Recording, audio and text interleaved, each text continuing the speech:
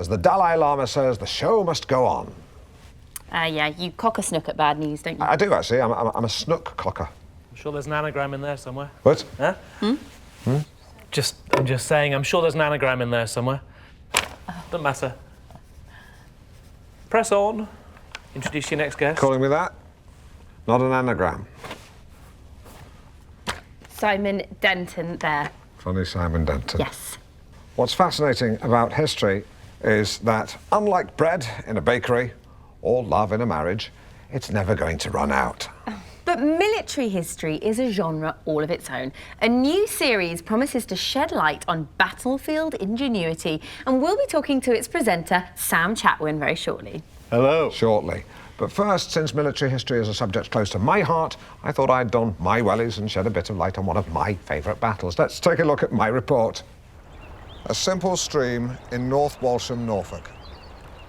But 6 centuries ago, this stream would have flowed with the blood and entrails of fallen men. I was hoping to illustrate it by pouring in this bucket of butcher's waste, but some dilbert at the council seems to think it would contaminate the water supply. So close your eyes instead and imagine bits of dead men bobbing about in red water. This was the Peasants' Revolt of 1381, caused, some say, by underpaying the workers. But there's compelling evidence that low wages actually increases productivity. As Kirsty Allsop says, a well-fed dog is a slow dog. Whatever the pros and cons, there can be no excuse for the peasants' antisocial behaviour. The execution of their ringleaders serving as a timely reminder that laws are there for a reason. Behind me is North Walsham Heath.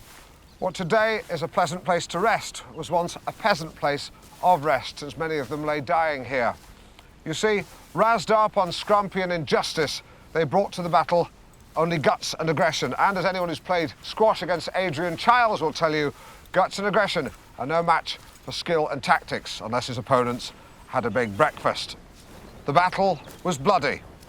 After the first day, the bishop's men set up camp here on the heath, a place for the Poop's troops to regroup and recoup. They would have discussed tactics, with a free hot meal included. No potatoes in those days, of course, they hadn't been developed. It was simply lamb shank or the classic chicken. In contrast, one can picture the peasants loaded on cider, wheeling into bushes, telling disgusting jokes before attacking the bishop's men in dawn raids. But their lack of organisation meant they were no match for the deft swordsmanship and combat nous of a trained unit. The labourers were serfs, their hands more used to drawing milk from a goat teat than wielding a sword. The trained soldiers knew to have one hand on the hilt, the other on the pommel. That is what I do. I've got kids. God forgive me. The battle continued. The bishop's men fighting off futile, frenzied and sometimes rubbish attacks from the peasants. The battle continued till dusk. The last of the rebels dispatched had a bloody defeat that could have been avoided if the peasants had simply raised their concerns through the correct channels.